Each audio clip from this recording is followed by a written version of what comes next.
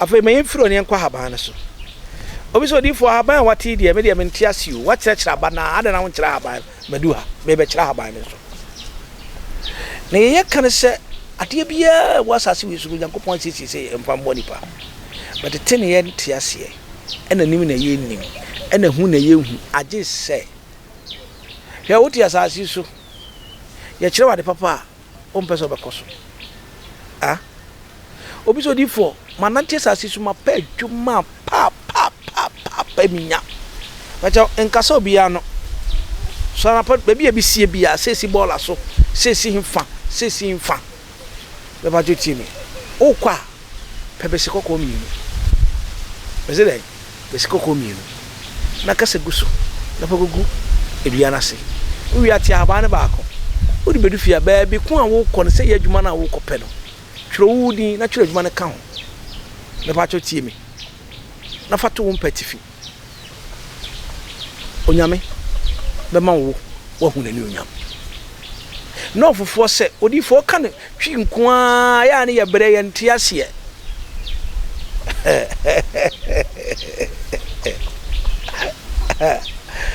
eje mi be sua no of kasa no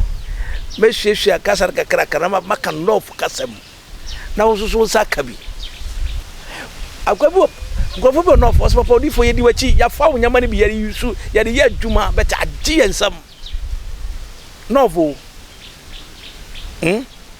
oda mango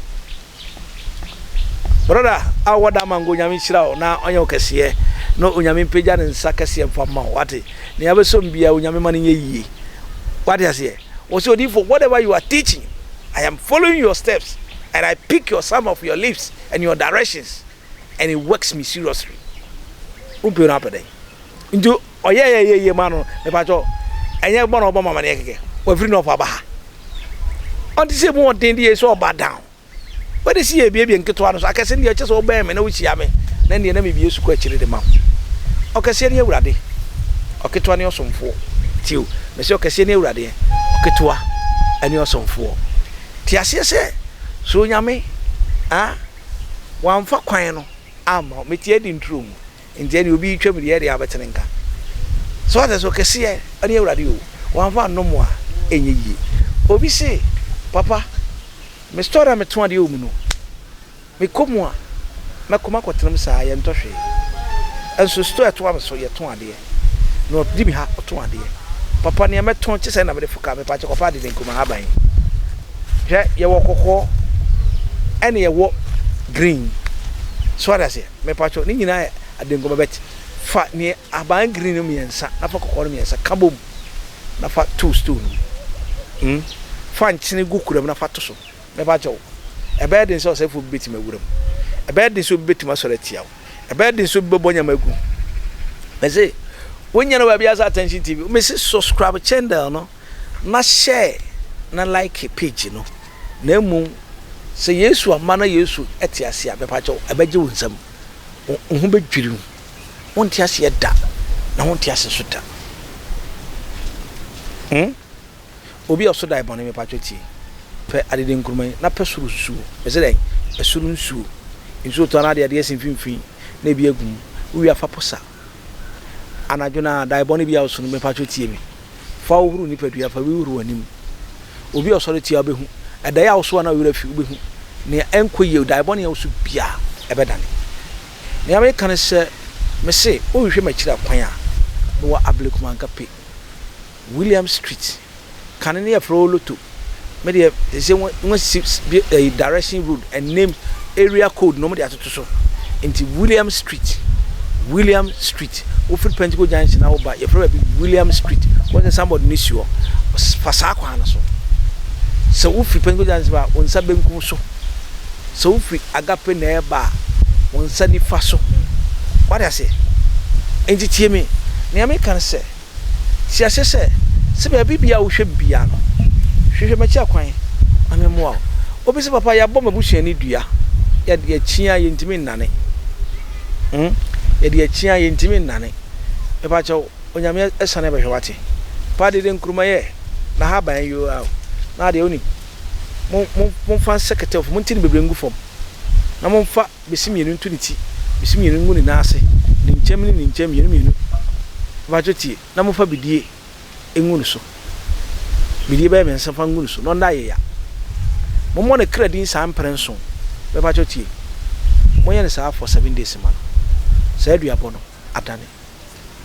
onyame ade a chekwa na ni yepese ye kire wo no so se sa wotia se na wodi achi a obenya nyamapa ne wahu ani nyampa no nya fa ahodie wati ase obi a wose mitridua mu hyehyeme oworo no ho atade me pa cho atiefu mu ntimi se me pa cho ye mitrim hyehyeme mutimi ya mu de koto hospital mu de nsu asiri so munyai sa concert no obi a otimi hyehyem bia me pa cho tie me montinto munyini na mabo on transfer na ba kunsi we so na mo mpusa bi fan sani tinim saa mo de nam ni tinim saa fa mu ya munya no osiwa saa bo so kopa fa obati bo so aka na ne agusi se dwe na before mo be saa no na mo de sira ni tinim mo mfa abe a ye de aye abe nkwan no ne mefe na ade ache so no e na mo be ka na mo be tidua na mo hye no eko ompe na apedai na me kan se mama abu mama ye wa hise o hwe me ana se me kan sabo na won tiase na ya practical na onyame sunsun enna basa kase no ebesane abehwew na nepa ane anyunyam aye wodia ne ame kan se dodo na afrɛ me odifo me ama enne ba bia makobia menyamwa disappointing ye wo so obi a hye obo sebra obekɔ onsanka obekɔ onsanka meso bekɔ na dere onsanka watade a wahya mfifiri wo msie ona de konante na mfifiri wo e ba chawo tibi na bobo fashim na fatade ne da mese faide fatade ne da ana untimi mfa na o da officer bi a ho be kan na me kan me di atura na me twa nkohwia o de fa 2 pillars na da so e ba cha na pastor ne dware oni pe bi o hye obo bi untimi ntene o da me me kan se siasia se onyame oye kase so open lock obi se papa me ndi lock me yedi papa me nyaye me pa cha na patutu no sorry kopa denkuma na posa fa ye wonsam saa wi afonsa no samonim sam pension me pa cho e kwan be bia ma wate lock favor breakthrough be ya wodia ne ya wonnim nti ana ama woda so a tefa ako na wonko wonim ne ya kire wonso a wonpeso behu ye ka wonpeso betiase me pa cho wei aban eyi poison see the poison egu aduane ma mo obi se ondi no mfiate asefo asase so me pa cho mo posa na mo nso ne so na mfa kakra mfra ko bensu na mo mananom obefi poison ni na egu na free no ho afehwe obi no mo nsa chini obi no mo nsa mo pese ojai me a me babi me beye ni bi enche kora me babi me beye ni bi din ma anya ni bi odi for me wasadi na ma anya amano na wan free mu a ebe de na yiye eno mo fa kube nsuo ba ko ne mo kube nsuo fresh ni we de kube dwan nsuo ni ono mo nsa no mo posa so na mo de afra mo pe glass ba ko no mama na po me ba cho bo be woni ebisi mo de man trans mama ni move oba fia fima ne nkrampan we no wo kan a obehu na ni nyina free system no wa ye free onyame tumi ne onyame bambo ye kan se onyame ahoode ne nani onyame no ne ote ase ne Jacob nyame ne ochiche nso ane Abraham nyankopon no ono de bi acha mi o menye selfish menye ne onyame pe na emu onyame kan se adedenkrumai enne ne onyame won se ye won kola bia ma kwampuo bu na furu kese na furu dwedwedwe me pa chote ase na kishade nso se onne pe ne betimi aboa na se wan tiase a wotiase obabi a na emu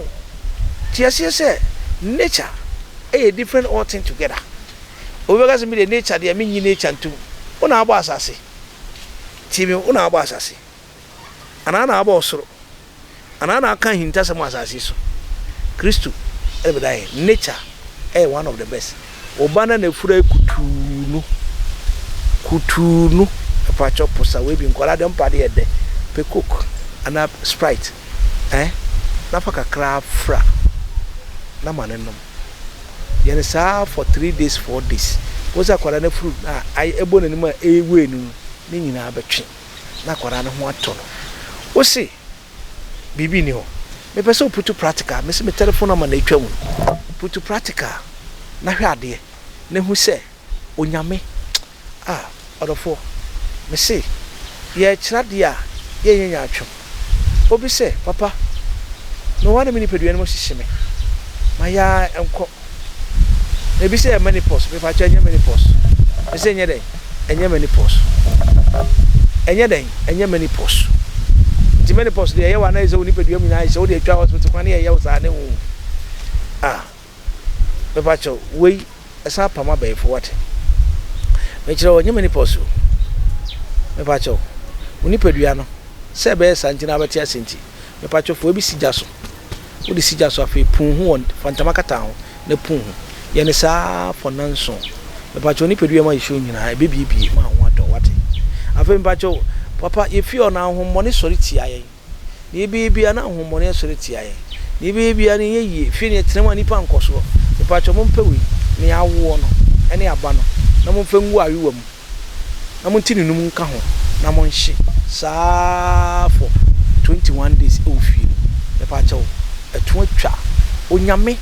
na basa kase no ebe ye wodea ni ame kan se me di ni prophet Erica Preachenchi wo a woda so ti ehwe me program na wo follow me no onyankopon enye wo kase no mani onyam kase no mo fa ahodie no mfa tumi ni bambo mame chia mame dwiria na